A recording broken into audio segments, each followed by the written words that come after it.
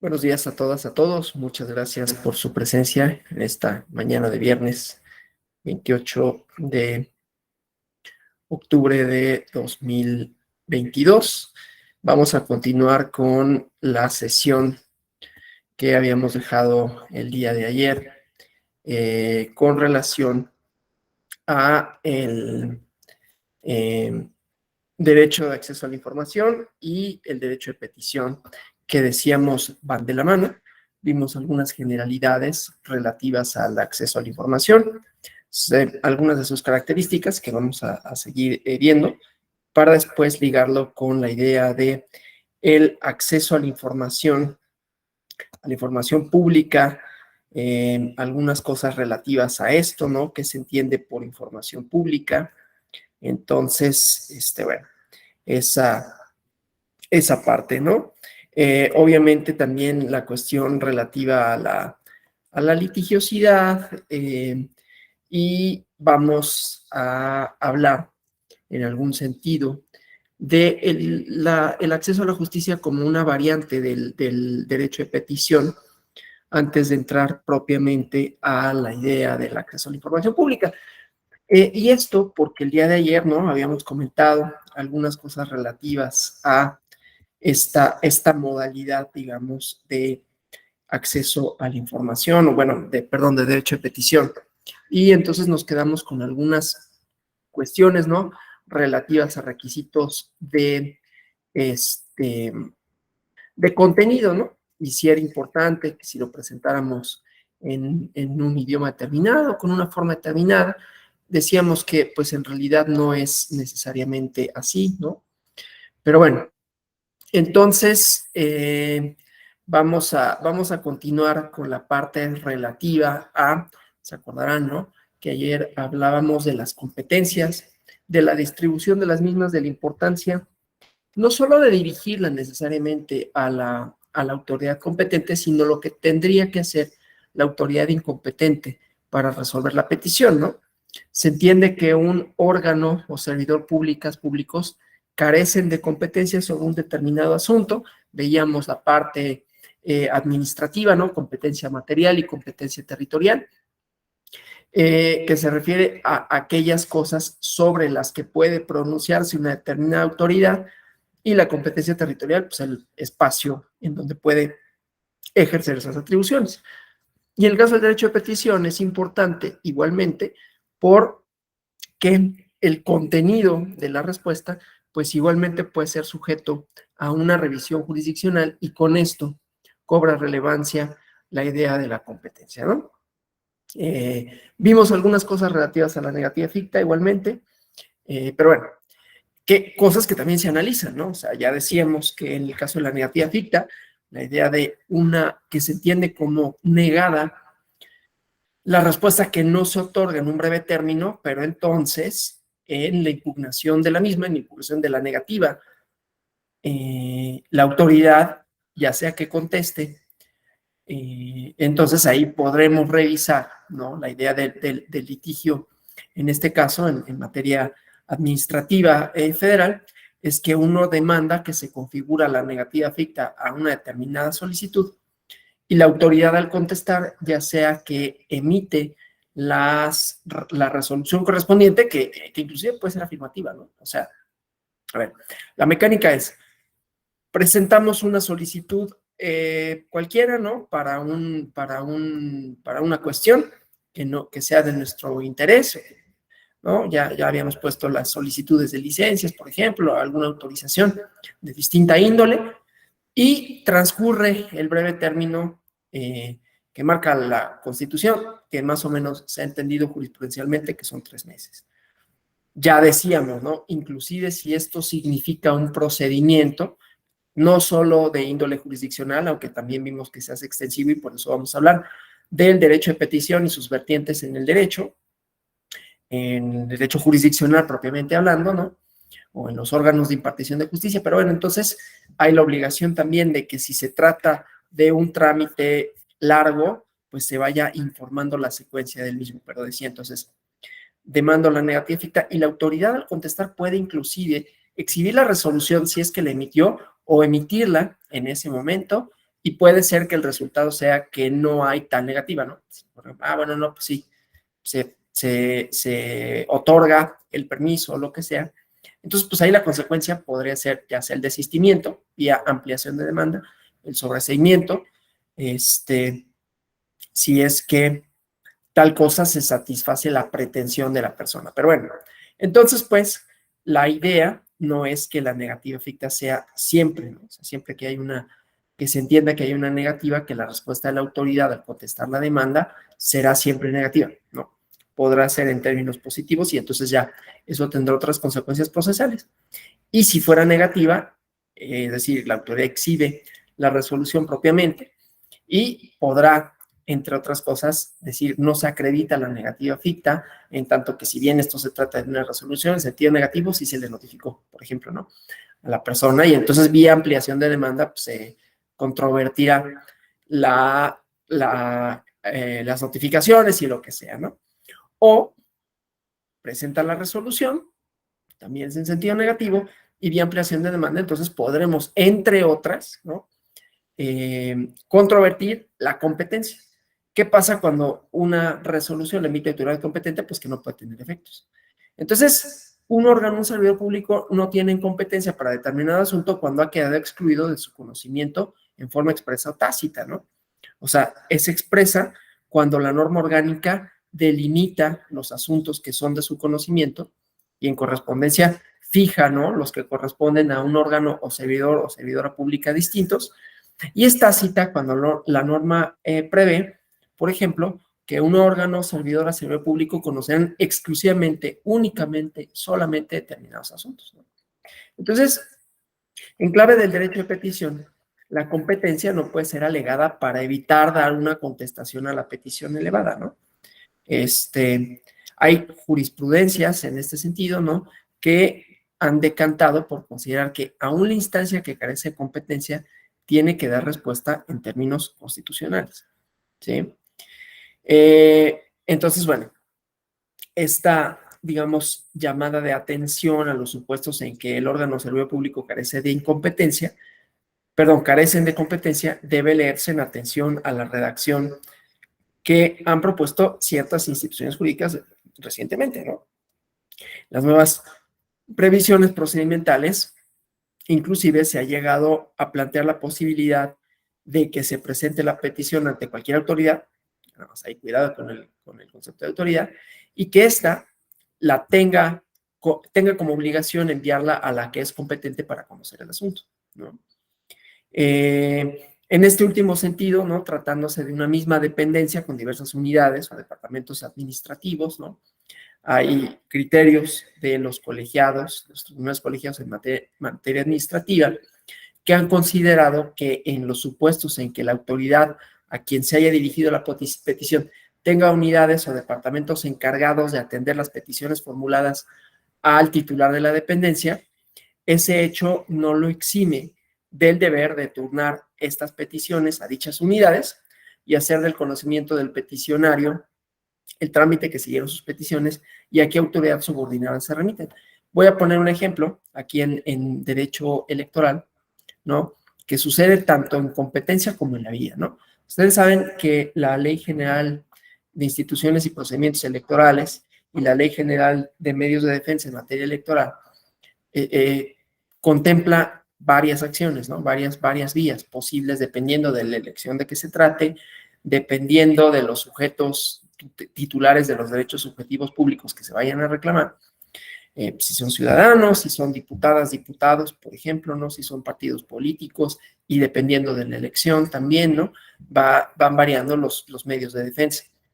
Y bueno, el chiste pues es que habrán escuchado ustedes el concepto de reencauzamiento, que puede tener dos vertientes, tanto competencial como de la vía, ¿no?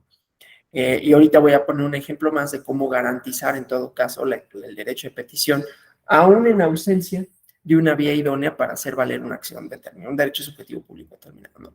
Entonces, el reencauzamiento, que significa justamente, ¿no? Darle el cauce legal correspondiente a una petición, a una solicitud que puede ser un juicio, que finalmente es eso, ¿no? Estamos solicitando la acción de la justicia para que se pronuncie con relación a determinados hechos, ¿no? A partir de la idea, pues sí, de que es titular o uno de un derecho subjetivo público, ¿no? Y entonces que necesito un pronunciamiento jurisdiccional para que me lo reconozca y por ende lo pueda ejercer, si fue violentado, ¿no? O reparar, en dado caso. El chiste, pues, es que el reencauzamiento implica, por ejemplo, yo presento un medio de defensa que tendría que haber sido competencia de una sala regional en vez de la sala superior y la presento ante sala superior.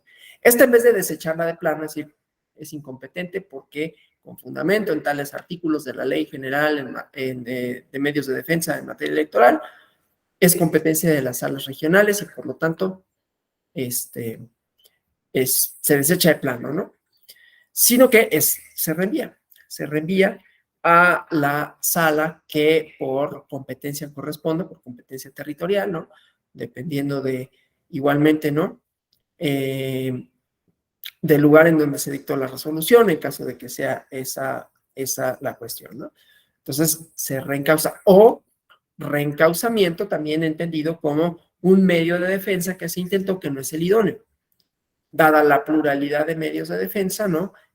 Cabe la posibilidad de decir, bueno, intentaste, por ejemplo, ¿no? Un juicio electoral, pero eres una persona que, de conformidad con la ley, el derecho subjetivo público que reclamas tiene que ser conocido por la vía del juicio ciudadano, ¿no? Y por lo tanto, se tramita por esa vía, ¿sí? Ese es el reencauzamiento. Y entonces, ahí hacemos extensivo el derecho de petición a que la competencia por sí misma no implique el desechamiento en automático de la demanda, ¿no? Cosa distinta sería si interpongo un JDC en la Cámara de Diputados, o inclusive un JDC ahí no sé exactamente qué sucedería. Si, por ejemplo, lo interpongo en un juzgado de distrito, o en un tribunal colegiado, o en la Suprema Corte de Justicia de la Nación, si estos lo reenvían o no, yo pensaría que es posible, pero quién sabe, ¿no? Porque ahí sí el órgano resolutor es completamente otro, ¿no? Aunque sea del mismo Poder Judicial de la Federación, ¿no? Lo mismo para el caso, por ejemplo, de un amparo indirecto que se interponga. Bueno, ahí en la ley de amparo hay algunas cosas, ¿no? De que si no hay un juzgado cercano y en materia penal se puede interponer ante cualquier autoridad, hablando de competencias y hablando de derechos de petición, ¿no? Hay ciertos casos en los que la propia ley y propios criterios jurisprudenciales, dependiendo de la urgencia del asunto, ¿no? Inclusive una autoridad municipal, en algunos casos, con algunas salvedades, puede otorgar provisionalmente ciertas medidas, ¿no? Digamos, para proteger la integridad de las personas y así sucesivamente.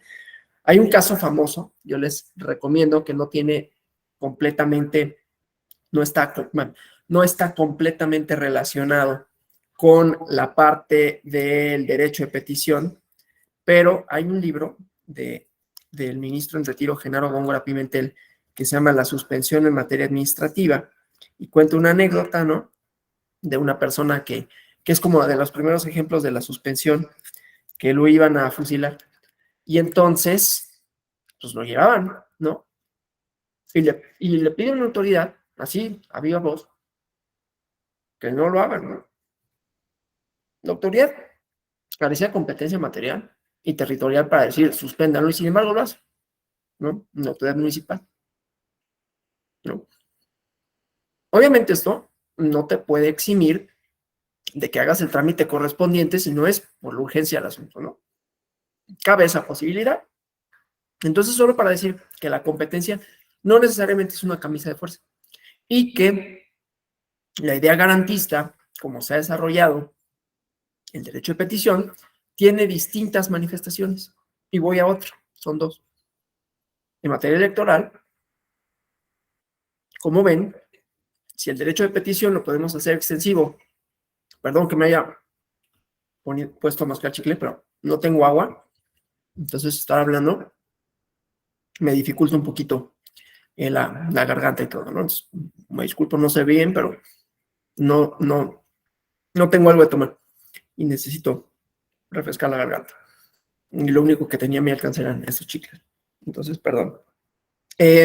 Decía, el En el caso del derecho electoral, en el caso del derecho de petición ante órganos jurisdiccionales, entonces hay varias posibles manifestaciones. Ya decía esto de que una autoridad cualquiera, la autoridad más cercana, en algunos casos, pueda pronunciarse con relación a ciertos efectos del derecho de amparo, pero en el caso del derecho electoral hay una cosa bien interesante, ya les puse el ejemplo de recausamiento, pero que tiene que ver con garantizar también el acceso a la justicia y el derecho de petición ante la ausencia de una vía idónea, ¿no?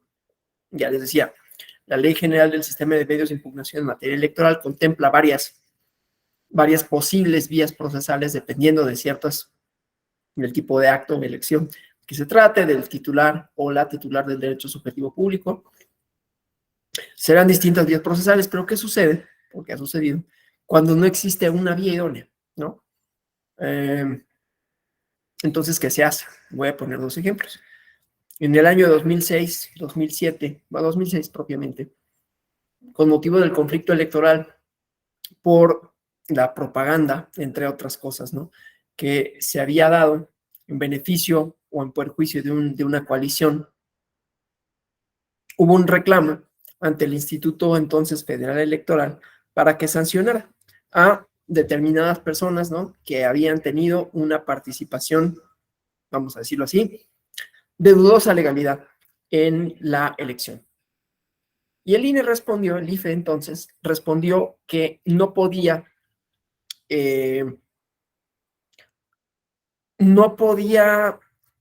hacer caso, ¿cómo decirlo? No podía responder fehacientemente a la petición porque no existía una vía idónea. La vía que existía en ese entonces contemplada era el procedimiento ordinario sancionado, pero decía no procede. Y entonces no tenemos una vía para materializar esa solicitud, ¿no? La sala superior, desde luego, es el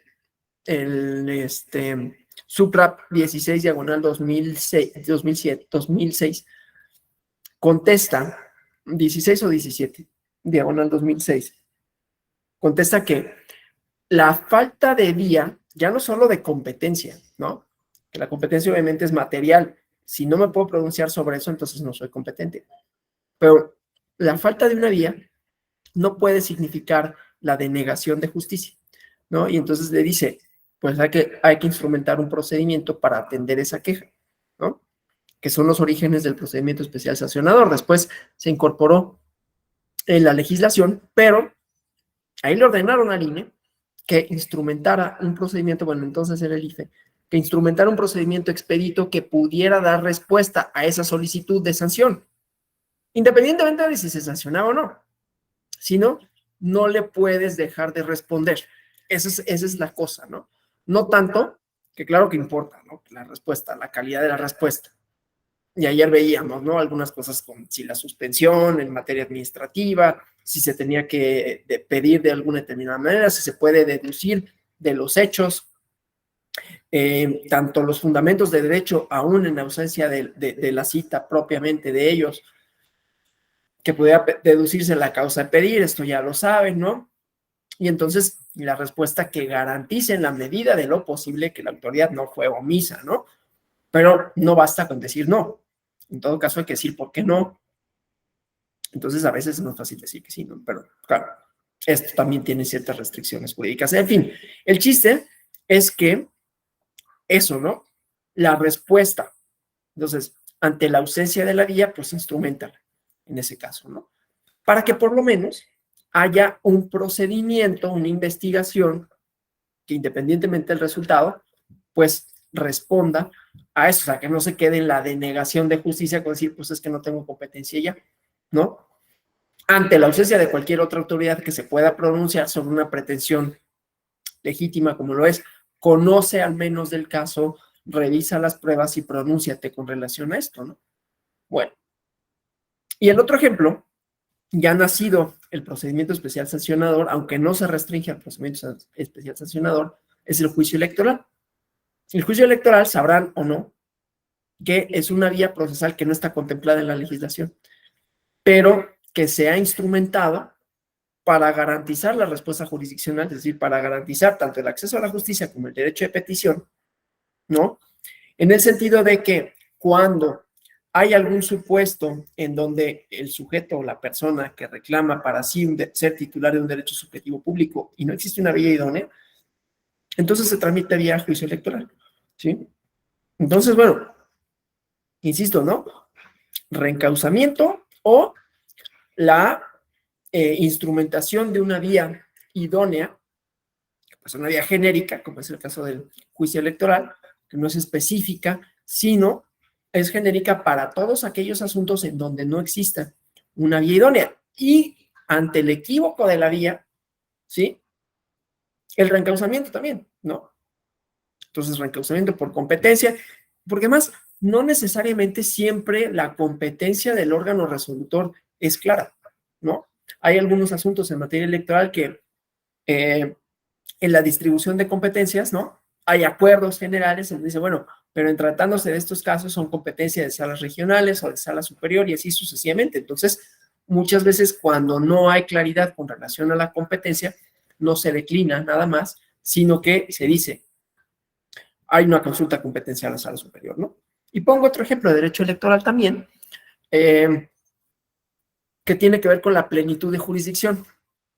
En estos casos, ¿no? Ha sucedido que las salas, por ejemplo, las salas regionales o bueno, los tribunales locales, consideran que un determinado asunto no es de su competencia material. No se trata de actos materialmente electorales, por lo tanto no se pueden pronunciar con relación a los mismos.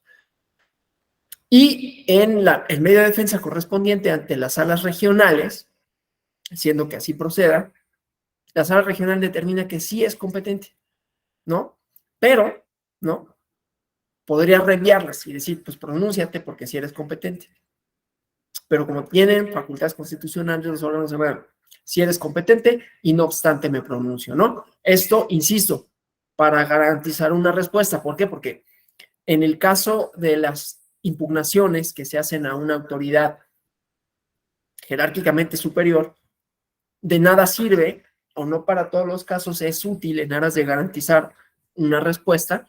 Bueno, te lo regreso y una vez que lo regreses y que resuelvas, entonces puede volver a nacer el derecho de la parte para impugnarlo. Claro, hay veces que sí, ¿no? Hay veces que lo puedo regresar, pero en los casos que decíamos específicamente de competencia, si resuelven que es competente, pero además la autoridad puede pronunciarse con relación al fondo del asunto, dice, pues ya para qué te lo envío, ¿no? Hago un pronunciamiento de fondo, ¿no? Entonces, bueno, ayer ya había hablado cuestiones relativas a la firma, ¿no? Las consecuencias jurídicas que tienen que ver con esto, ¿no? Entonces, bueno, una cosa que es importante y que nos va a interesar con relación al acceso a la información, porque este también, ¿no? Son terrenos en donde no hay definiciones absolutas, son los datos personales, ¿no? El uso de los datos personales. En términos generales, se entiende que no es necesario, ayer que veíamos, por ejemplo, los datos de Twitter, ¿no? O de las redes sociales, en donde no lleva firma, por ejemplo, ¿no? Decíamos, dependiendo de la acción o dependiendo de lo que se solicite de las autoridades, ¿no? Es la respuesta que puede darse y las formalidades que se pueden exigir. Si se trata de una denuncia genérica, ¿no? Se cayó un árbol en una calle, hay un bache. Lo único que pueden solicitar son datos relacionados con ese hecho, ¿no? Independientemente de si mi cuenta dice cualquier usuario, Superman, o dice mi nombre, ¿no?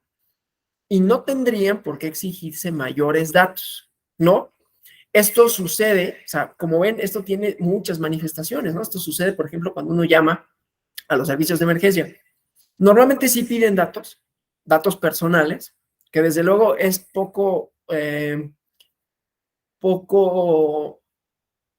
no es tan fácil verificar la veracidad de los mismos por parte de quien está llamando, más allá del teléfono. Pero es lo mismo, ¿no? Ah, no, pues es que tiene que solicitarlo vía escrita, ¿no? Y estoy reportando, no sé, un accidente en la vía pública, ¿no? Es un derecho de petición.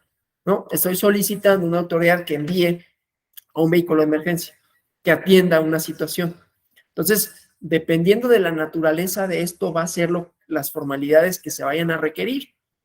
Pero en términos generales, no es necesario, pues, que el peticionario aporte más datos que los que lo identifican administrativamente cuando se trata de trámites administrativos, nombre y domicilio para oír notificaciones. Pero decía, hay muchos casos de excepción. Ahora, en el propio artículo 8 decíamos la petición en materia política, ¿no? Que era un apartado ahí que decía, el derecho de petición en materia política se reserva a los ciudadanos mexicanos, ciudadanas y ciudadanos mexicanos. O sea, el peticionario que se encuentre en este supuesto, además del nombre, pues tendrá que expresar la ciudadanía, ¿no? En términos prácticos, pues es suficiente acompañar con el escrito de petición una copia fotostática de la credencial del lector o de la identificación de su pasaporte, ¿no? Estos documentos son un indicio para la o el servidor público a quien se ha dirigido la petición sobre la viabilidad jurídica que tiene el peticionario o peticionaria en el ejercicio del derecho. Aquí lo interesante es ver cuando se trata de derechos, de cuestiones de índole política, ¿no? Podemos decir, bueno, pues sí, derechos político-electorales, por ejemplo, ¿no? Esos solo son exclusivos de los ciudadanos mexicanos para efectos de respuestas jurisdiccionales, ¿no? Las personas extranjeras tienen algunos derechos. Se ha expandido esta idea, pero siempre y cuando tengan nacionalidad mexicana, ¿no? Entonces, eso, ¿no? Pero eso no quiere decir que las y los extranjeros no puedan solicitar una respuesta jurisdiccional que no tenga que ver con derechos político-electorales, ¿no? Una respuesta jurisdiccional, bueno, no pueden ser candidatos, por ejemplo, entonces no se vulneraría su derecho en ese sentido. Pero, por ejemplo, la orden del artículo 133 constitucional de expulsión, pues podría ser, en todo caso, impugnada. 133 o 33, 33. Podría ser impugnada vía amparo. No hay algunos otros criterios con relación a esto, digo, no es más que un ejemplo. Entonces, se tiene que, en los casos de que el peticionario,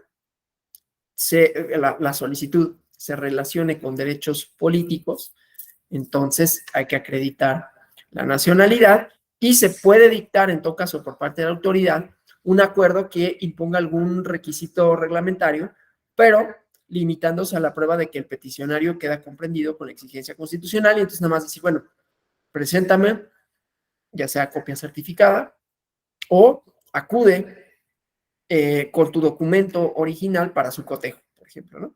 Eso puede suceder. Bueno. Ahora, ¿qué pasa si quien solicita está suspendido sus derechos políticos por alguna decisión judicial?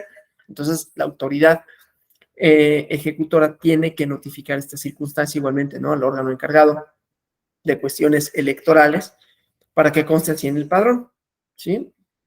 Y se tiene que asentar de manera justificada que la petición adquiere el estatus de derecho cívico o político cuando es ejercido en tal materia, ¿no? Fuera de tal supuesto, fuera de derechos políticos, no se reducen únicamente a pronunciamientos jurisdiccionales por parte del tribunal, trámites ante el Instituto Nacional Electoral, por ejemplo, que es una petición. O sea, es muy amplio esto, ¿no? Tanto, a ver, voy a poner otro ejemplo de derecho electoral. Un ciudadano mexicano, esto sucedió, que estaba en situación de calle, ¿no? Vivía en la calle, pues, y solicitó una credencial al INE. Y el INE le pide domicilio y dice, no tengo, es que no te la puedo expedir.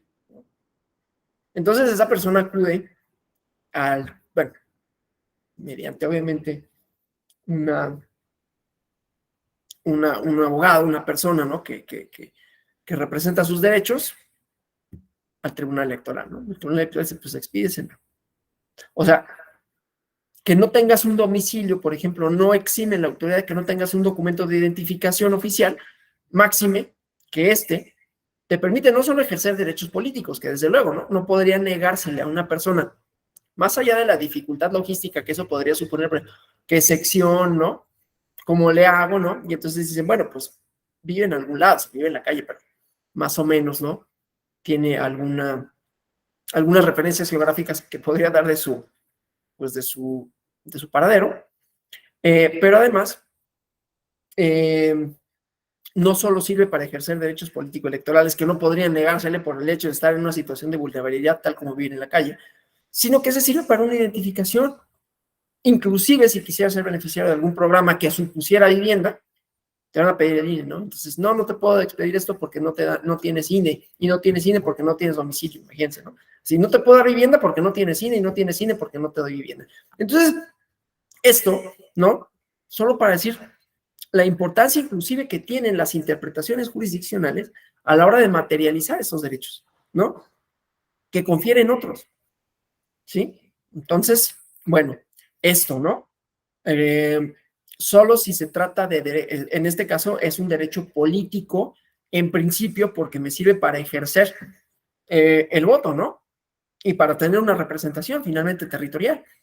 O sea, un diputado, estaré yo en una sección electoral, en un distrito, ¿no? Que supondrá que hay un diputado o diputada que vela por mis intereses.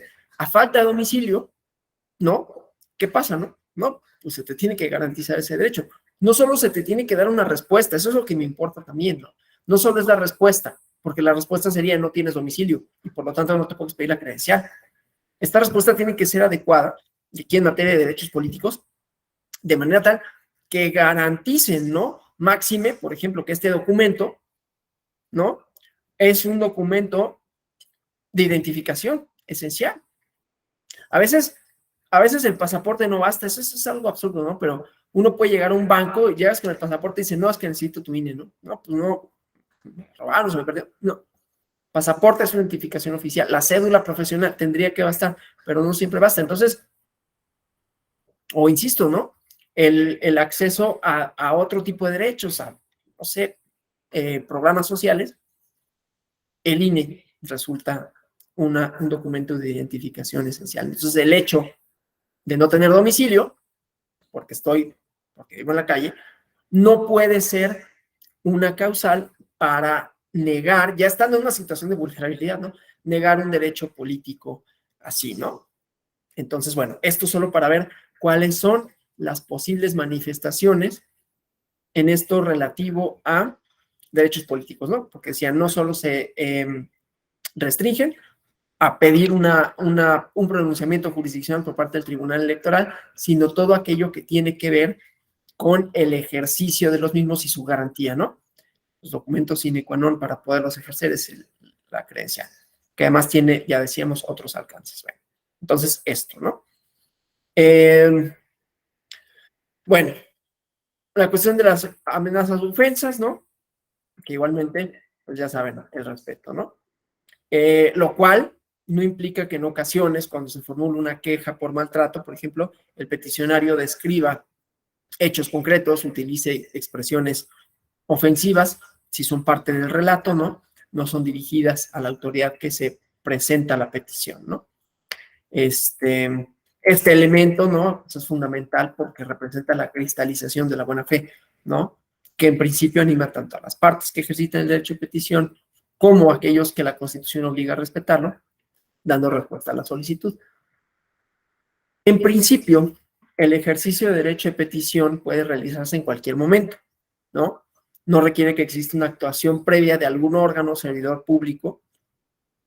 Insisto, obviamente esto tiene sus complicaciones cuando se trata de respuestas jurisdiccionales, pero en principio no. La mayor parte de las peticiones giran en torno a la satisfacción de necesidades de información, concesión, atención, que no necesariamente están supeditadas en forma alguna a la actuación estatal. Insisto, la petición, obviamente, tiene que solicitarse con las características que ya decíamos, entregarse desde luego dentro de los horarios que corresponden a la oficina o servicio de recepción, ¿no? Y tener presente, ¿no? Que en algunas instituciones quedan servidoras y servidores públicos de guardia, en el caso de los amparos, por ejemplo, ¿no? Que garantizan la recepción a cualquier hora, ¿no? Ningún servidor público se puede negar a recibir una petición diciendo que falta por cumplir algún requisito reglamentario. Esto en sedes jurisdiccionales luego pasa o llegaba a suceder. Yo me acuerdo en un tribunal, en un juzgado de distrito, yo no sé por qué lo hacía, tal vez para desesperar o tal vez no tenía nada mejor que hacer. Un oficial de partes, no era aquí en la Ciudad de México, era en otra entidad. Y entonces el oficial de partes recibía y las leía, ¿no? O sea, está bien que las lea, pero casi él hacía las prevenciones, ¿no? De, uy, no, es que esto no. Sí. No, pues es que te faltan traslados. Tú recíbemelo. Ahí ponle sin faltan traslados. Ahí ponle. Sí, el documento con el que acredito mi personalidad es copia simple, ¿no? Pero porfa, recíbemelos, ¿no? Pues tú, muchas veces así sucede, ¿no? Y ustedes lo sabrán. Pues uno interpones el amparo y a veces no te da tiempo de recabar alguna cuestión, ¿no? Alguna prueba, y ya sabes que te van a prevenir. Entonces, bueno, el chiste es presentarla. No estoy diciendo que eso se deba de hacer, pero a veces los tiempos son así, ¿no? No tengo la prueba, no la pude conseguir, la persona no está en la ciudad, y entonces, o el documento notarial está en otro lado, y entonces, pues ahorita anexa la copia simple y que te prevengan, pero el chiste es presentarla, ¿no? Porque se ponía. El chiste es que ese hecho, ¿no? No, pues es que te falta, ¿eh? No, espérate. O sea, para eso debe de recaer un acuerdo en el que me digan y que me hagan la prevención.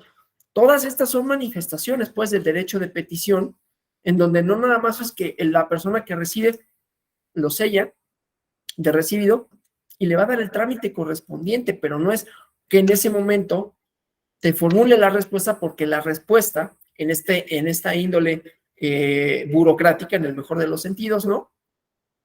Necesita que se turne a una autoridad y que haya una respuesta igualmente por escrito, debidamente fundada y motivada, ¿sí? Claro, otra cosa son trámites relativos específicos, ¿no? En horarios de atención, ¿no? O donde requieras una ventanilla especial, ¿sí? Pero se materializa de distintas maneras también, ¿no? Es el caso, voy a poner otro ejemplo así de burocrático, de los lugares a donde uno acude con o sin cita, ¿no? Supuestamente las citas hacen las cosas más fáciles, no necesariamente es así, pero bueno. Pero garantizan supuestamente una atención en un horario. Es el caso del sistema de administración tributaria, ¿no? El servicio de administración tributaria. Haces tu cita y llegas, más o menos es eficiente. Por lo menos donde yo he ido, ¿no? Ya hace mucho que no voy. El chiste es que también te pueden atender sin cita. O sea, eso de las citas no puede ser un requisito para negar un trámite. Te vas a tardar más a lo mejor, pero no se te puede negar, ¿sí?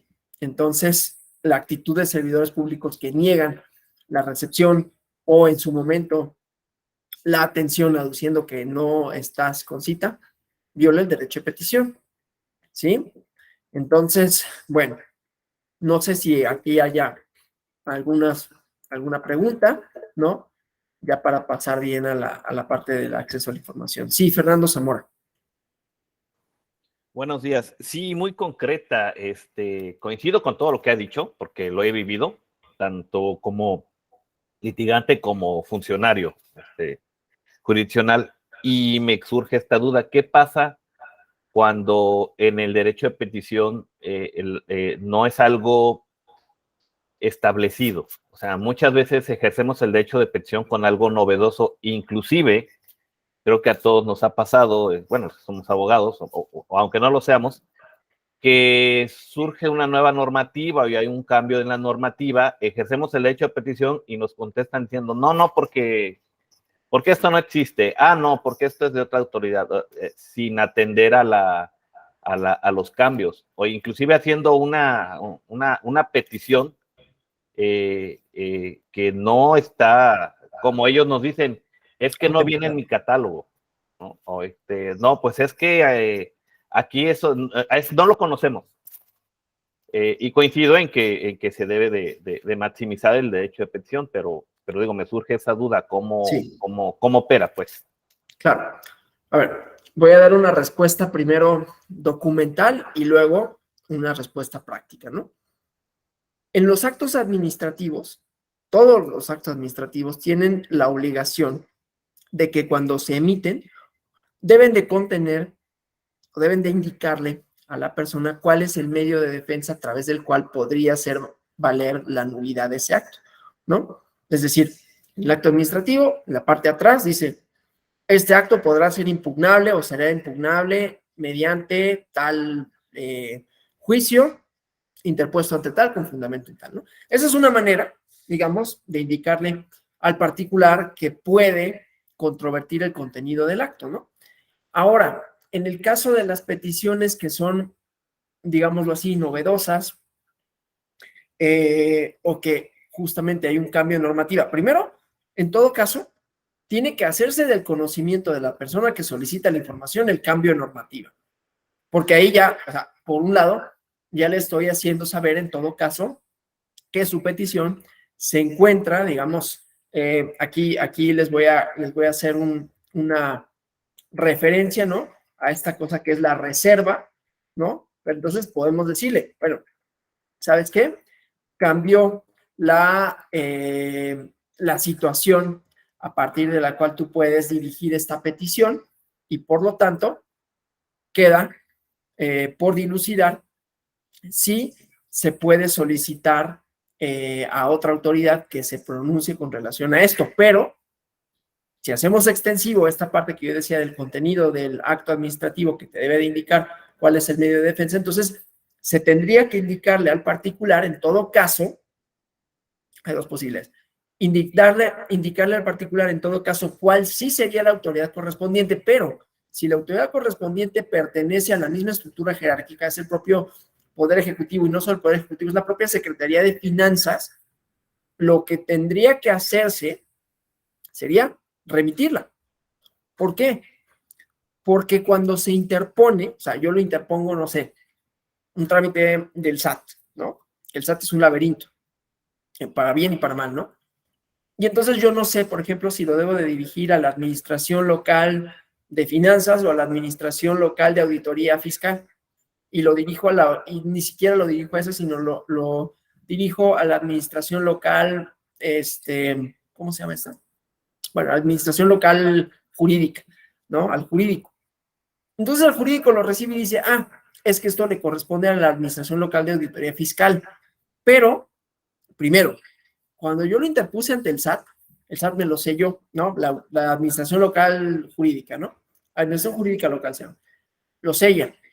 Lo turna a la persona que tiene que contestar y esa persona puede decir, bueno, si bien esta no es la autoridad, se remite a la administración local de auditoría fiscal para su conocimiento, ¿no? Y se hace el conocimiento del peticionario. Esa es una posibilidad.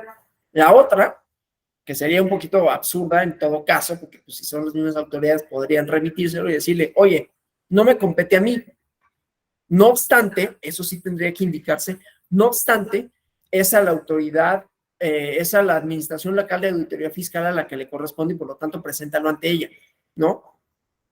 Insisto, si se trata de la misma autoridad burocrática, sería innecesario e inclusive violatorio de esto, ¿no? Si te lo regreso porque falta competencia en tratándose de la misma autoridad, cuando lo más viable sería que se la turnaran a la autoridad correspondiente y se le haga saber a esa persona, que es una variante del reencauzamiento, ¿no? Si cambia la normativa, por ejemplo, ¿no? Pues ahí podríamos ver cómo es que cambia la normativa. Desde luego, si la normativa cambia, por ejemplo, para efectos de la expedición de una licencia y ahora hay una causa de prohibición expresa, ¿no? Digamos, a partir de hoy, derivado de, no sé, una reforma en la ley de salud, no se puede otorgar más concesiones, no estoy diciendo que eso vaya a pasar ni nada, ¿no? Pero más concesiones para la venta y expedición de bebidas alcohólicas, ¿no?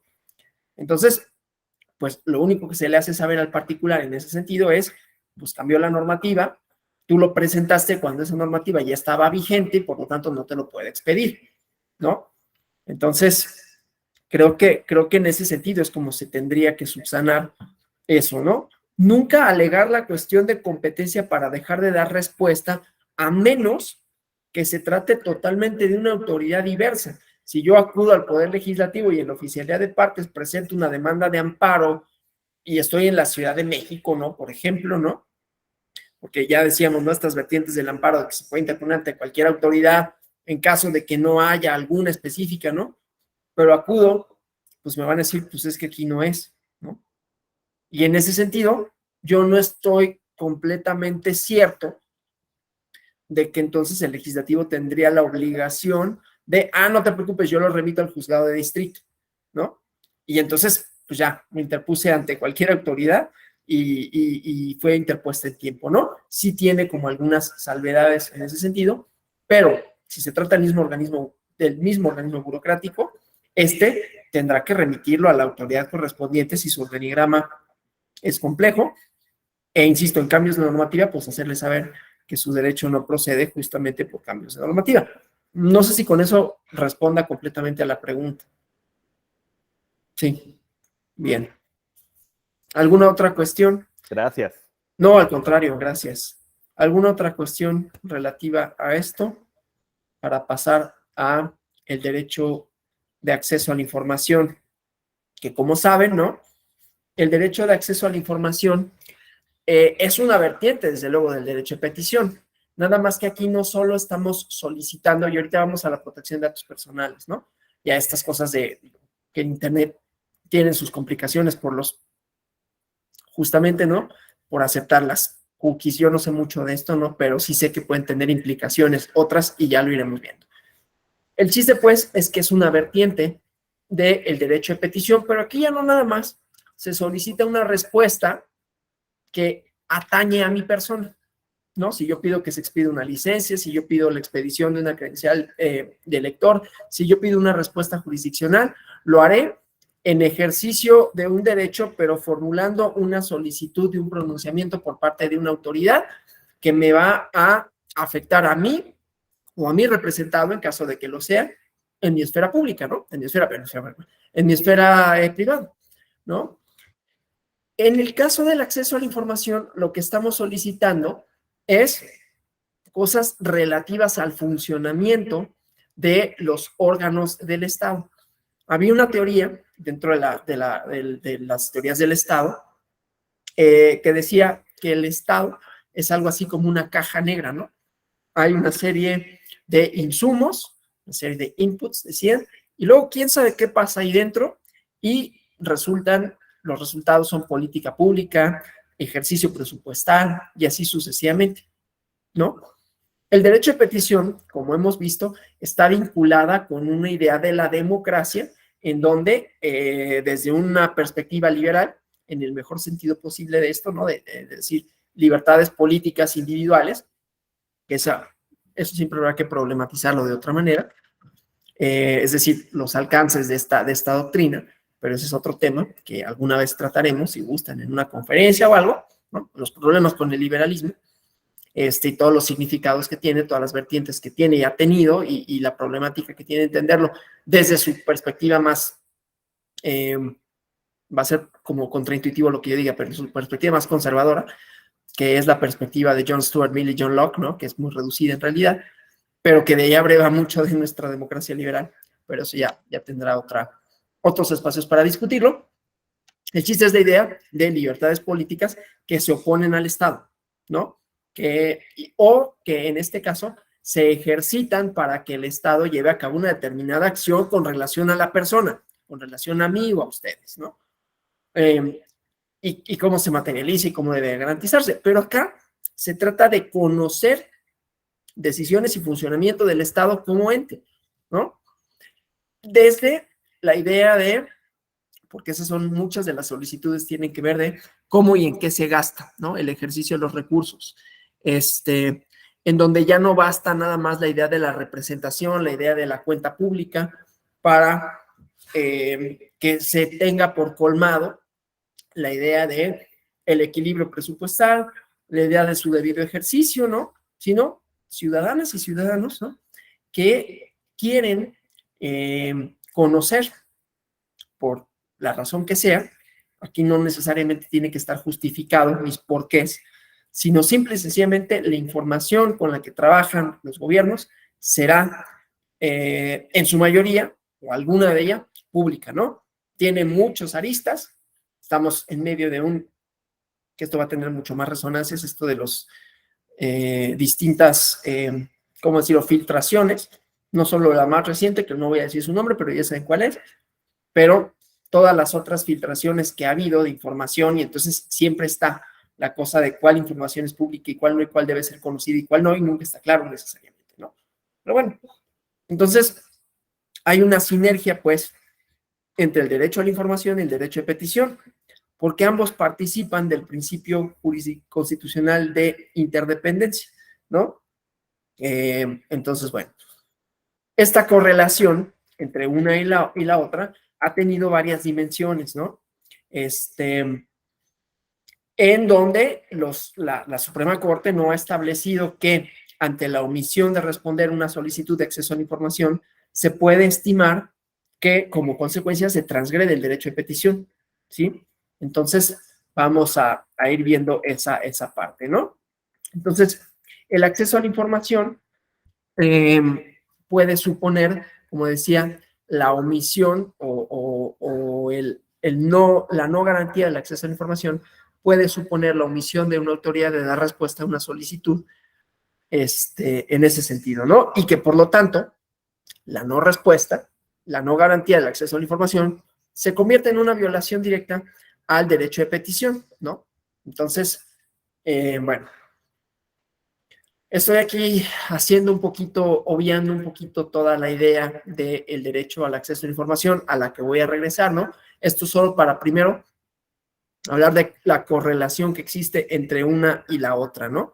Entonces, bueno, el acceso a la información, cuando existe una omisión por parte de la dependencia o por parte de una autoridad de responder a una solicitud de esta naturaleza, las personas en perjuicio de quienes se niega esa información, puede estimar que se comete en su perjuicio una transgresión al derecho de petición, ¿sí? Que ya decíamos, supone la obligación de las autoridades de responder a cualquier solicitud en breve término y dar a conocer la respuesta al interesado, ¿no? Entonces, bueno, esa cuestión, pues, si hay una omisión de la dependencia o de la autoridad de responder a una solicitud de acceso a la información, entonces se puede pensar que se viola en su perjuicio el artículo 8º, ¿no? Entonces, bueno, la vía es el amparo, ¿no? Para hacerlo valer, pero eso menos que cuál es la vía jurisdiccional para controvertirlo, me importa, como decía, esta correlación entre una y la otra, ¿no? Entonces, bueno, eso solo para decir que están completamente vinculados, ¿no? Que hay una complementariedad entre el derecho de petición y el derecho a la información, ¿no? Entonces, bueno, en el derecho de petición, en donde exponemos opiniones, quejas, planes, demandas a los funcionarios, servidores públicos, ¿no? Se tutela en sede administrativa, ya lo habíamos visto, y mediante distintos medios de defensa, y se colma cuando se responde por escrito, en breve plazo, al peticionario los términos de su instancia y no dejarlo sin ningún acuerdo, ¿no? Entonces, cuando a la vía del reclamo por violación al desconocimiento de ese derecho se hace valer, pues corresponde a los tribunales de la Federación pronunciarse. Pero bueno, entonces, la tutela del derecho de petición, ya decíamos, por una parte ampara el derecho a una respuesta y por otra que ésta sea congruente y que se tendrá que realizar en breve término, ¿no? Y el derecho a la información implica acceder a datos, registros, a todo tipo de informaciones en poder de entidades públicas. Es un derecho que tiene su base constitucional en el artículo 6º de la Constitución, el artículo 19 del Pacto Internacional de Derechos Civiles y Políticos, el artículo 19 de la Declaración Universal de Derechos Humanos y el artículo 13 de la Convención Americana sobre Derechos Humanos, ¿sí? Estos artículos, pues, amparan el derecho de las personas a recibir información y supone una obligación positiva del Estado de suministrarla, ¿no? De forma tal que la persona pueda tener acceso a conocer esa información o reciba una respuesta fundamentada cuando por algún motivo permitido por la convención, por la ley, el Estado pueda limitar el acceso a la misma para el caso concreto, ¿no? Y decía, esto supone replantear un poco y si bien el derecho de petición está vinculado con la doctrina liberal, en el sentido de libertades individuales, el derecho al acceso a la información, que es relativamente nuevo, tiene que ver con un papel un poco más activo, y ahorita vemos algunas de sus digamos, limitantes, y después otras de sus múltiples posibilidades, ¿no? Del acceso a la información pública en los tiempos de las redes sociales virtuales. Pero entonces, pues, esto, de alguna manera, supone un peso específico mayor de la ciudadanía con relación a su función de control de los órganos gubernamentales, ¿no? Y que, insisto, tiene su correlato en el derecho de petición, pero en los años 90, cuando vienen todas estas transiciones democráticas, y en México propiamente en el año 2000, ¿no? Hubo una serie de reformas institucionales para garantizar esto que en inglés se conoce como accountability, que es algo así como rendición de cuentas, que va de la mano con la transparencia. Ya les había dicho, ¿no? Había esta idea de que el Estado es una especie de caja negra en donde sabemos la información de entrada y la de salida, pero no cómo se procesa necesariamente, ¿no? Y en países que no tenían una tradición democrática, es que esto es difícil, ¿no? Democrática en sus procedimientos, no necesariamente en sus contenidos, porque eso siempre va a ser un problema. Entonces, lo que pasaba es que había una aparente, y a veces no tan aparente, discrecionalidad en el uso de los recursos. O sea, no se sabía exactamente, no se conocían o no se conocen ni los porqués ni los cómo, ¿no? ¿Por qué se gastó tanto dinero? Bueno, ni siquiera cuánto, necesariamente cuánto se gastó en una determinada cosa, por qué. Normalmente tiene que ver con el ejercicio de recursos públicos, aunque no nada más es eso, ¿no? Es toda la información con la que trabaja las distintas entidades de gobierno, incluyendo las jurisdiccionales, incluyendo las, ¿cómo se llaman? Las legislativas, y por lo tanto todo con lo que trabaja el Estado. Desde luego, esto supone una serie de ventajas para la ciudadanía. Una, que supuestamente tendría mayores mecanismos para conocer, para evaluar, para informarse. Por lo tanto, se supera este papel pasivo, ¿no? En el sentido de mis únicas interacciones con el Estado serán cuando me lo requieran, ¿no? Por alguna razón, o cuando yo le formule una solicitud de diversa índole, ¿sí? Pero transparentar la información con la que trabaja el gobierno, perdón, con la que trabaja el Estado, supone que yo voy a conocer de la manera más fidedigna posible todas aquellas cómo, porqués y cuántos con los que trabaja, de manera tal que me permitan, por un lado, insisto, como ciudadano, ejercer una especie de control, o sea, que me rindan cuentas a final de cuentas, ¿no? No es que haya una necesaria contraposición entre el individuo y el Estado, porque supuestamente sus fines serían los mismos, ¿no? Producir bienes colectivos, pero que fueran responsables ante la ciudadanía, ¿no? No solo ante sí mismos, ante los órganos correspondientes, sino que a los ciudadanos les rindan cuentas, ¿no? Entonces, bueno. Y empezaron a instrumentarse, pues, una serie de políticas públicas para garantizar que eso se materializase, no nada más es la enunciación, sino la materialización de esa posibilidad de conocer la información con la que trabaja. Pero claro, esto seguía o había seguido un procedimiento burocrático un tanto cuanto engorroso, vamos a decirlo así. No es esto un pronunciamiento en contra de los órganos de acceso a la información, solo para decir, se instrumentó de una manera que a veces ha supuesto la dificultad para el acceso a esa información, ¿no? Porque, ¿cómo pasaba normalmente, no? Se hacía una solicitud y la solicitud ya por sí misma implicaba una serie de limitantes porque yo tendría que saber qué es lo que quiero solicitar, ¿no? Tiene su correlato en el derecho de petición.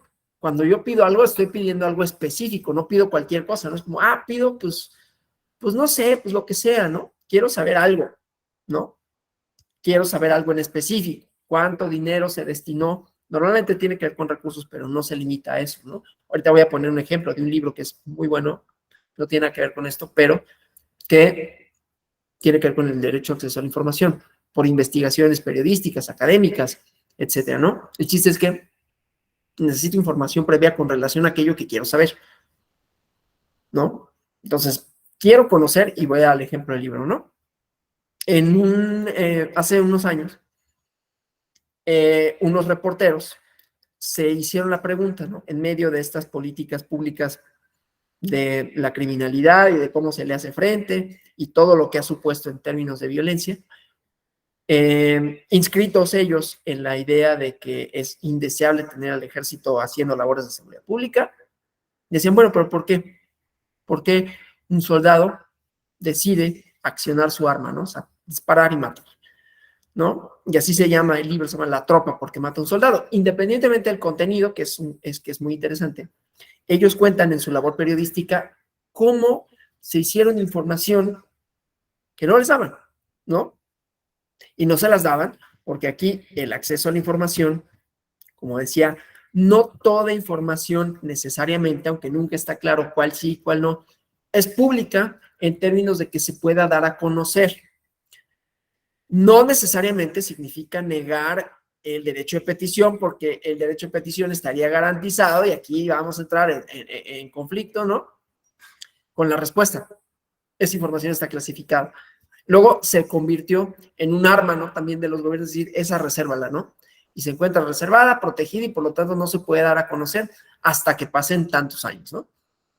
Desde luego, esto puede ser revertido, hay toda una serie de mecanismos pero ya llegaremos a esas complicaciones. El chiste es que muchas veces, ¿no? Se solicitaba cierta información y en este caso, lo que se solicitaba propiamente, en el caso del libro, eran los nombres y los expedientes de las personas, de los soldados que habían sido juzgados y sentenciados por homicidio, ¿no? En el marco de estas tareas de seguridad, ¿no? Y pues se los negaron, le dijeron, no, esa información no te la puedo dar. No acudieron a las instancias del INAI, sino que hicieron una otra estrategia periodística, pero lo importante es, bueno, lo que hicieron es que se inscribieron como visitantes y entonces pudieron entrevistar a algunos de las personas, ¿no? Y obtuvieron la información que buscaban.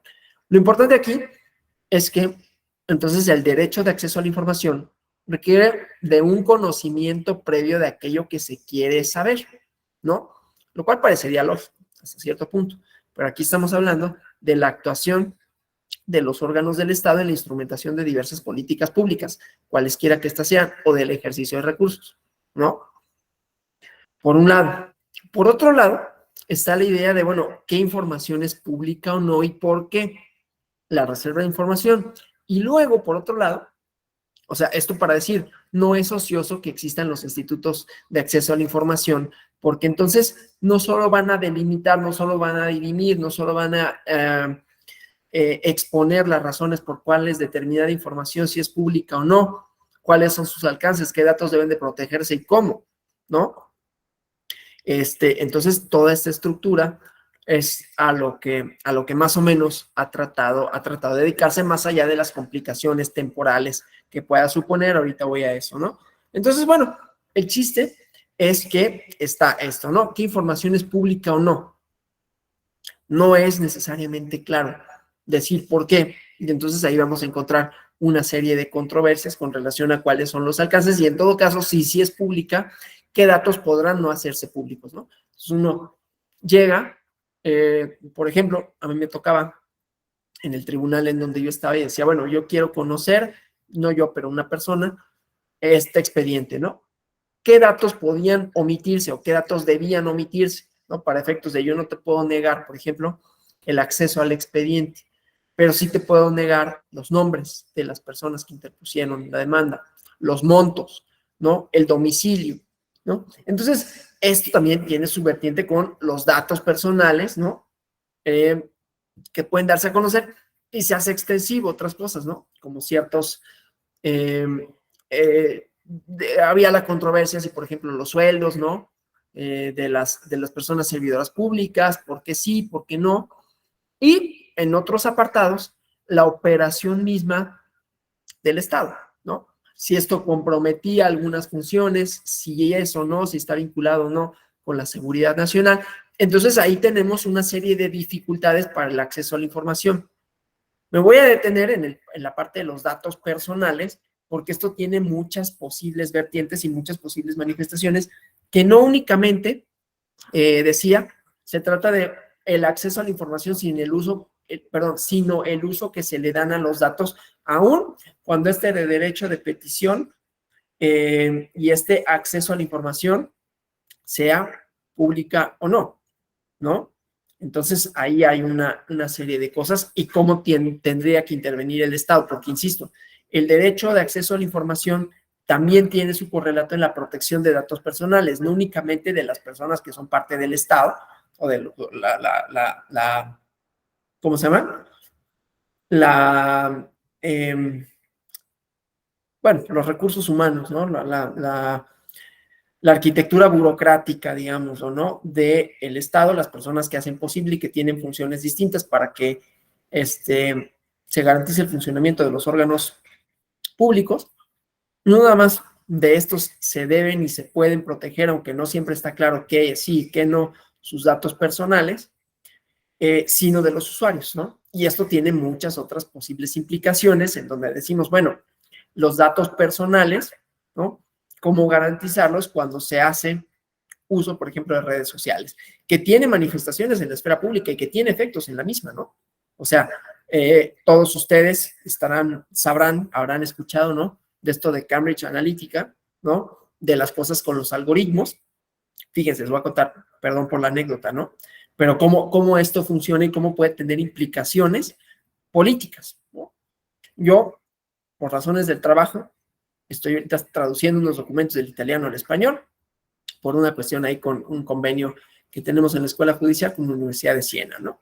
Y entonces, pues, lo estoy haciendo, ¿no? Pero de repente, pues, obviamente consulto diccionarios y consulto algunas cosas relativas a la propia universidad y entonces esto lo hago en la computadora del trabajo.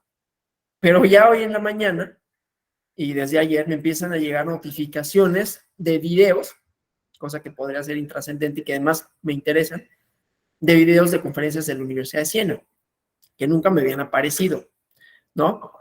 O sea, aquí solo para decir, en estas cosas de la protección de datos personales, cuáles son sus alcances, ¿no? Porque el derecho de acceso a la información, independientemente de la definición que podamos decir que supone transparentar los recursos que utilizan los gobiernos, hacerlos del conocimiento de la ciudadanía con algunas restricciones y la garantía de que los datos personales, tanto de funcionarios como de las personas usuarias, tendrán que respetarse, tiene otras manifestaciones cuando hablamos de datos personales en usos distintos a las solicitudes de información, aunque tampoco con estos podemos estar seguros que esa información, aunque tendría que presuponerlo, ¿no?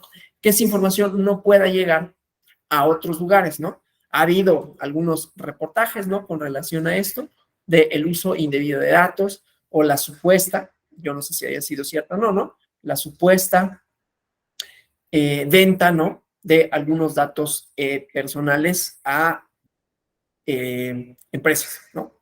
Que fue lo que pasó con Facebook, ¿no? Pero claro, esta no es una empresa pública ni es lo mismo, ¿no? Necesariamente, pero ahí consultamos mucha información. A lo que voy es, cómo el acceso a la información no solo es el acceso a la información pública en los tiempos de las redes sociales, y entonces, ¿qué hacemos con esa regulación?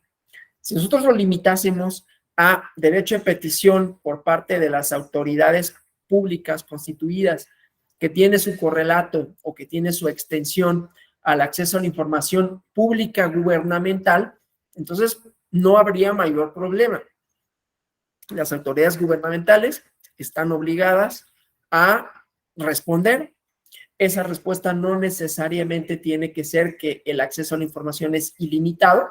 Habrá algunos porqués que nunca están claros y la protección de datos supondrá tanto para uno como el otro que no se divulgue cierta información relativa al peticionario y relativa a información que puede ser sensible con relación a la persona del Estado que ejerce determinado tipo de recursos o que devenga un salario específico, ¿no? O cuestiones relativas que puedan comprometer ¿cómo se llama? El funcionamiento, el debido funcionamiento de los órganos del Estado, que más o menos esas serían como las posibles variantes, ¿no?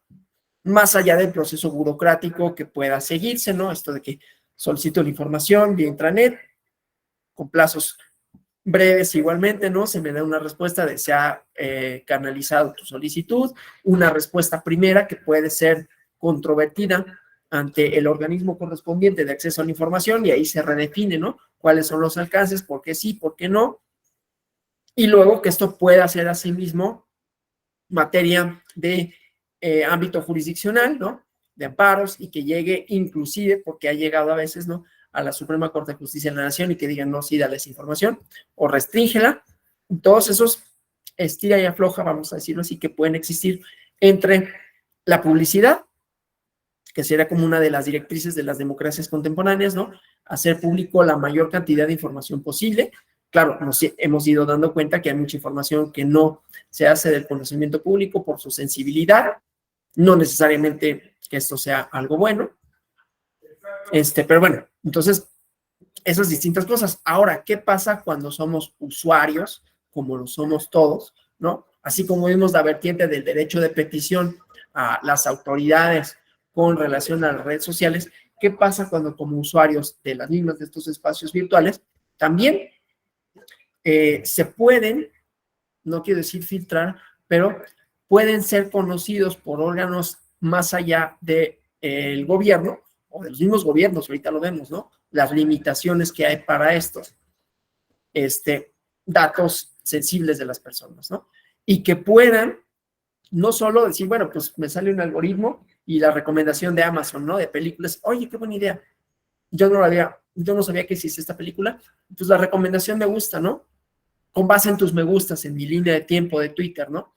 Y a veces dice, pues sí, ahí, claro, me está filtrando información y entonces yo no estoy viendo toda la información que podría estar disponible para mí, lo cual ya tiene o puede tener consecuencias políticas, ¿no? Cambridge Analytica supuso eso. Supuso, pues, pueden encauzar mi opinión, ¿no? Y entonces trazar más o menos, ¿no? Estos algoritmos, un perfil con base en, porque no es una sola cosa la que se conoce, ¿no? Se conoce mi historial de compras, con eso puede haber un estimado de cuál es su edad, ¿no? Cuál es su rango de edad, cuál es su nivel socioeconómico y por lo tanto, porque, insisto, como son compras por internet, son preferencias, pueden ver con qué frecuencia uno entra a determinadas cosas, qué bienes consume. Entonces, trazan un perfil y decir, bueno, si pertenece a este sector poblacional y con base en sus compras, con base en sus comentarios, con base en sus interacciones, podemos saber cuáles son sus preferencias políticas igualmente, ¿no? Y entonces, ya sea reforzarlas por medio de información que va apareciendo en su línea de tiempo y entonces vamos ¿cómo se dice? Pues sí, exacerbar un sentimiento contrario o favorable a sus opiniones, y así sucesivamente. Entonces, la pregunta es, ¿se puede encauzar de alguna manera, ¿no? El comportamiento político, ¿no? Y eso es lo que hubo, hay una serie de tesis con Cambridge Analytica de si hubo una indebida intervención. Aquí la cosa es decir, bueno, y si hubo esa indebida intervención, ¿qué tan eficiente fue en todo caso? Pero lo que sí es que hubo un uso de datos para finalidades que no son las propias, ¿no? O sea, los datos que uno da en esto, ¿no? No tendrían por qué utilizarse para otros fines, ¿no? Que no fueran los exactos, ¿no? Si yo doy una serie de datos, nada más es para la compra que yo refiero, ¿no? Pero entonces aquí ya entramos con otras complicaciones de la democracia y que, insisto, tienen es como el lado oscuro, ¿no? Del acceso a la información, porque entonces, ¿quiénes pueden acceder a la información? ¿Qué información es pública? Ya no nada más hablando de los gobiernos propiamente, ¿no? Sino la información que nosotros mismos, nosotras mismas, vertimos en las redes y si eso debe estar protegido, cómo y hasta dónde, ¿no? Y pues eso motivará, ¿no? Algunas otras, ya sea restricciones o posibilidades comerciales o políticas para las autoridades, ¿no? Entonces, bueno, como vemos, esta parte, ¿no? De acceso a la información No nada más es como, bueno, presento una solicitud, espero que me contesten y en todo caso la litigo y en ese sentido se redefinen los alcances del acceso a la información y se redefine qué es y qué no es información pública. Y luego la parte de la protección de datos personales igualmente será un carácter de cuáles se deben proteger, cuáles no, tanto del peticionario de la información como de los destinatarios, ¿no? Esa es una parte. Pero insisto, tiene otras ampliaciones, tiene otros vertientes, tiene otros alcances. Cuando nosotros como usuarios de los medios de comunicación digital, bueno, los medios digitales, las tecnologías de la información y la comunicación, damos información, esa información es pública, sí, no, ¿por qué? ¿Y quiénes pueden hacer uso de esa información? ¿No? ¿Y para qué fines? Voy a un ejemplo, ¿no? Con la pandemia por COVID-19, algunos gobiernos introdujeron medidas restrictivas en principio de las libertades en aras de conseguir un bien público mayor, que era garantizar la salud de las personas y que no se potenciaran, como finalmente se potenciaron los contagios. Pero hubo algunos países que utilizaban inclusive los datos de las personas que emitían en sus celulares, ¿no? En sus interacciones para restringirles el movimiento, ¿no? Y decir, no puedes salir, te aíslo, ¿no? Y con mecanismos de control bastante eficaces, fue el caso de China, ¿no? En donde aparentemente de manera voluntaria renunciaban a una privacidad. Aquí lo que tenemos, ¿no? Es justamente que los datos personales suponen también una frontera entre lo que puede conocer ya sea un ente público o un ente privado y los fines de cada uno de estos y la persona. Si dijimos en un principio y empezamos ayer la clase sosteniendo que los derechos ciudadanos han supuesto justamente delimitar una esfera de acción del Estado, ¿no? Hasta dónde el Estado puede intervenir en la privacidad de las personas, entonces aquí supondríamos que esto tendría que establecer un equilibrio, ¿no? Y entonces, en crisis de seguridad, en crisis de salud, ¿no? ¿Qué tanto de esa información que aparentemente es privada puede utilizarse con fines más allá de los que la persona quiere, ¿no? Entonces, bueno, como vemos, esta es también un correlato, pues, del acceso a la información, ¿no? El uso que se le puede dar o que no a la información, no solo con la que trabajan los gobiernos, sino la que nosotros mismos proporcionamos a los entes colectivos. Bueno, volviendo al tema del acceso a la información gubernamental, que insisto, no es la única información pública posible, ¿no? Ya vimos, ya más o menos referí algunas de las vertientes de esa información pública a la que nosotros damos cuando interactúo en Amazon, y hay muchos libros, ¿no?, en contra de Amazon, o las compras que hago por internet, o las menciones que hago, las interacciones que hago por Twitter, y esta información, qué utilizaciones puede y deben dárseles, no solo para con el Estado, sino para con los organismos privados, ¿no? Y cómo debe delimitárseles, desde luego no está totalmente claro. Ya hay políticas de restricción de datos, pero es innegable que pues los algoritmos ahí están y que nos mandan sugerencias con base en nuestras interacciones y que estas pueden tener consecuencias de nuestro consumo, de nuestras preferencias e inclusive de, ¿no?, un proyecto en Toronto de una ciudad que está gobernada por algoritmos, ¿no?, que todo funciona así, se llama Quayside, y eso, ¿no? O sea, personas en donde prácticamente toda la gobernanza, el funcionamiento de los semáforos, recolección de basura, está controlada por medios computacionales, ¿no? Ahí la pregunta es, pues, ¿no son electas las autoridades? ¿Cuáles son los alcances de esto? Y bueno, y otra vez, el uso de la información. Y bueno, entonces, como vemos, es un tema que tiene gran amplitud, ¿no? Pero bueno, el chiste es el balance entre esfera pública y esfera privada, y cuando la esfera privada se ve trastocada no solo por los gobiernos, aquí esto es lo que me interesa, sino también por entes cuyas finalidades pueden ser inclusive, bueno, que sí, cuyas finalidades pueden ser inclusive distintas a la construcción del bien público, ¿no? Que pueden ser, en realidad, pues que buscan, no sé, alguna cuestión comercial, de consumo, en detrimento inclusive de comunidades políticas específicas, ¿no? Voy a terminar ahora con esto del uso de las tecnologías de la información y la comunicación con una vertiente del acceso a la información pública en términos de ampliarla, ¿no? Y con ello, que el derecho de petición no se limite a esta presentación, digamos, por escrito de una solicitud, sino que no necesariamente mediante una solicitud puedo conocer la información gubernamental. Conste, ahorita lo voy a restringir a lo gubernamental, porque como vemos tiene muchas aristas con relación a los datos personales y su protección y sus implicaciones, ¿no? Esto solo para plantearlo, como no tenemos que restringir estas discusiones solo al Estado, como si el Estado sería lo único a lo que tendríamos que oponernos a la hora de pensar en libertades individuales y a la hora de pensar en el respeto a los datos personales que le podemos proporcionar a los gobiernos cuando solicitamos alguna información, ¿no? Y que esta tendría que ser buen uso, ¿no?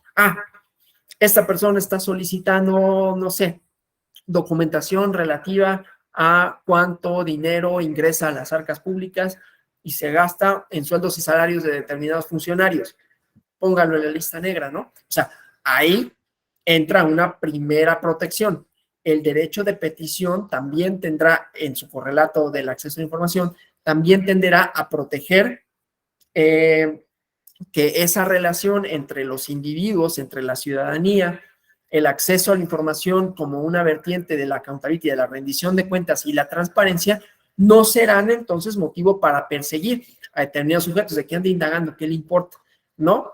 Esto porque la idea de la democracia transparente o de la idea de la transparencia en la democracia supone entonces que hay una legitimidad de origen cuando el ciudadano quiere conocer la información con la que trabaja el gobierno y que las únicas restricciones que podrán ponérsele no serán de persecución jurisdiccional, sino en todo caso legales en el sentido de delimitar cuál es la información a la que puede acceder y a cuál no y los porqués.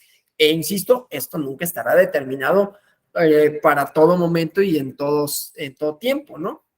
Sino que se irá redefiniendo en las esferas jurisdiccionales correspondientes.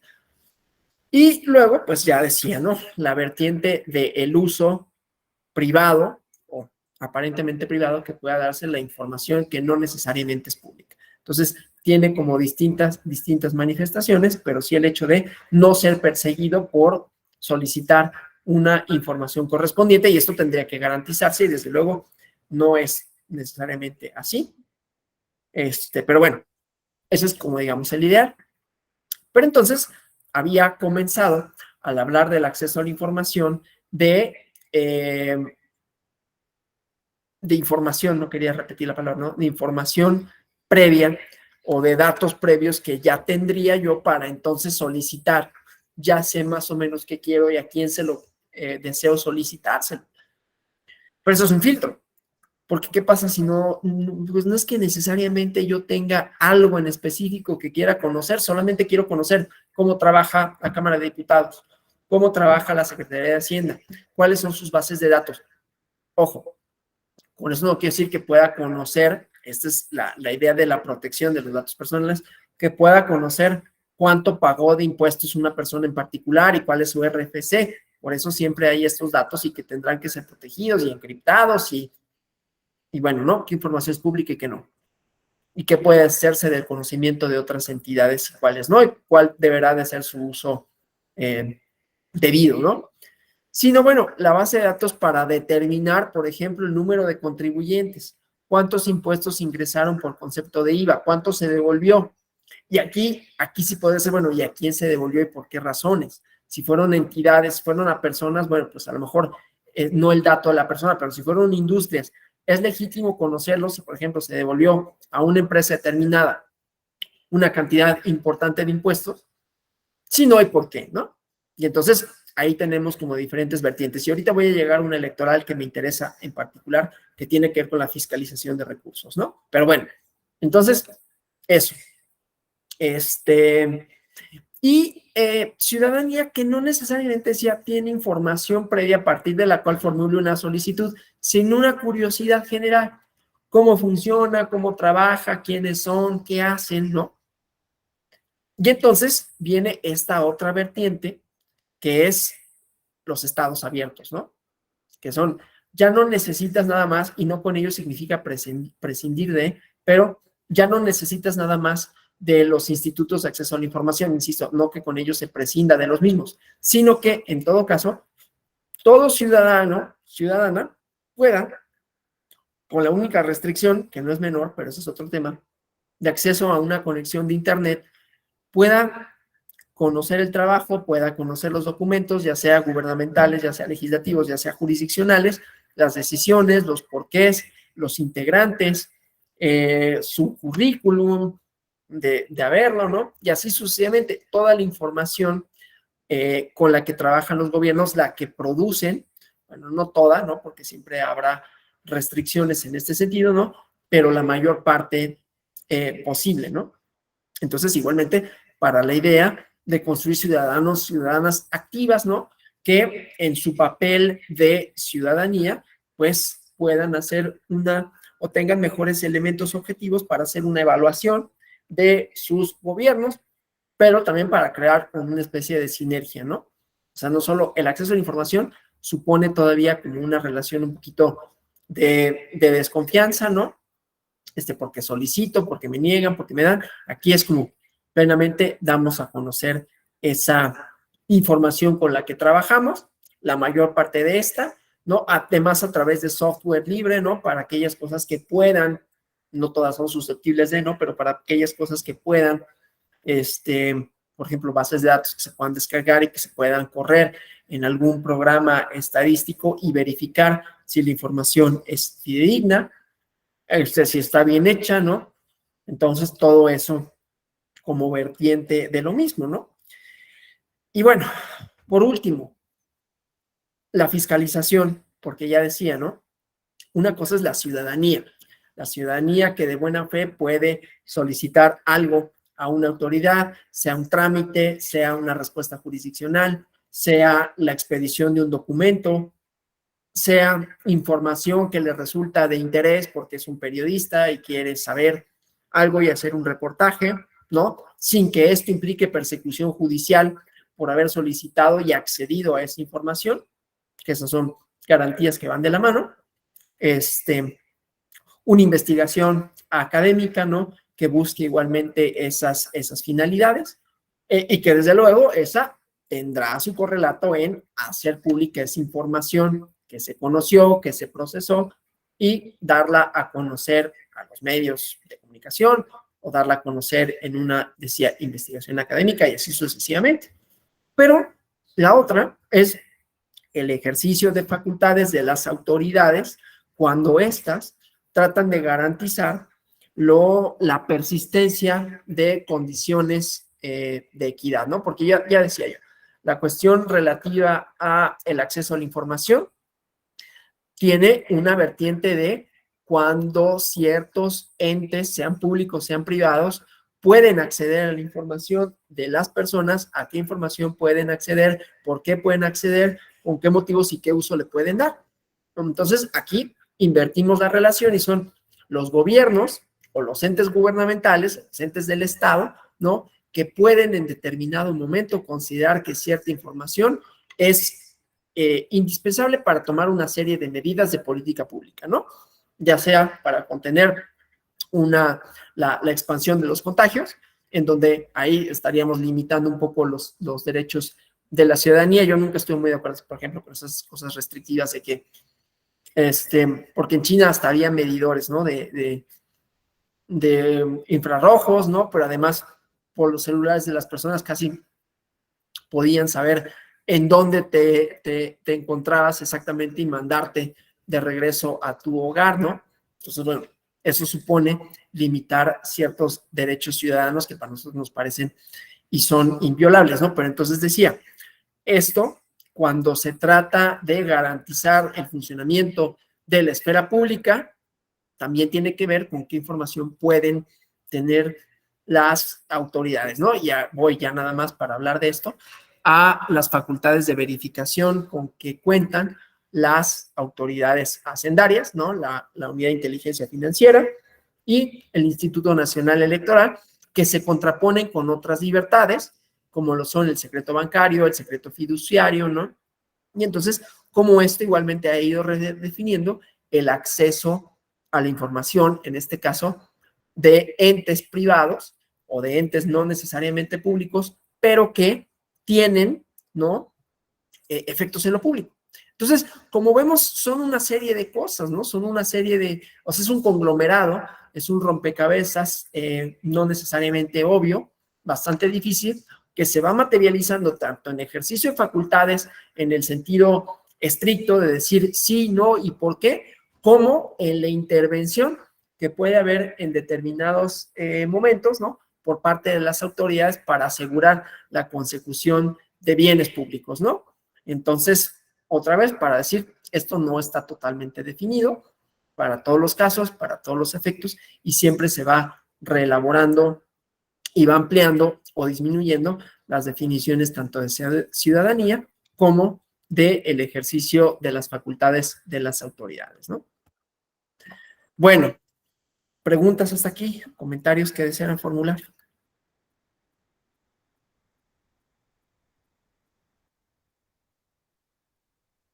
¿Nada? Bueno, pues esperando que haya sido más o menos, ¿no? Interesante la clase del día de ayer y de hoy, que hayan quedado más o menos, ¿no? Planteadas las partes relativas al derecho de acceso a la información. Ah, sí, José Facundo Balam. Solo quería preguntar algo. Buenos días. Buenos días. ¿Qué ocurre, por ejemplo, yo estaba realizando una investigación académica sobre la Agencia de Administración Fiscal del Estado de Yucatán para saber el presupuesto de ingresos que tiene el Estado? Sí. Y solicité información de los impuestos, pero en ese entonces era menor de edad y se me negó. Y mediante un tercero solicité la misma información, pero ahí le dijeron que no tenían la capacidad para dar esa información y que teníamos que dirigir a otra autoridad. Entonces, ¿qué pasa aquí? Porque eran estas autoridades las competentes para esa información. Sí, si era la autoridad competente, pues esa respuesta definitivamente es insatisfactoria, ¿no? Y por lo tanto violatoria del artículo 8º constitucional y por lo tanto ahí admitía vías jurisdiccionales para obligar a esa autoridad a una respuesta. Efectivamente, bueno, la minoría de edad, a ver, el derecho de petición, porque un menor de edad también tendría en principio garantizados ciertos derechos de petición, ¿no? No todos, desde luego. Estos que se refieren a materia política, pues desde luego es una limitante, pero no quiere decir con ello que no puede, por ejemplo, hay permisos de conducir, ¿no? Que se expiden en favor de los menores de edad, que están acompañados de un adulto, ¿no? Y lo que sea, pero no está más que limitado, pero no negado, en todos los casos, su derecho de petición.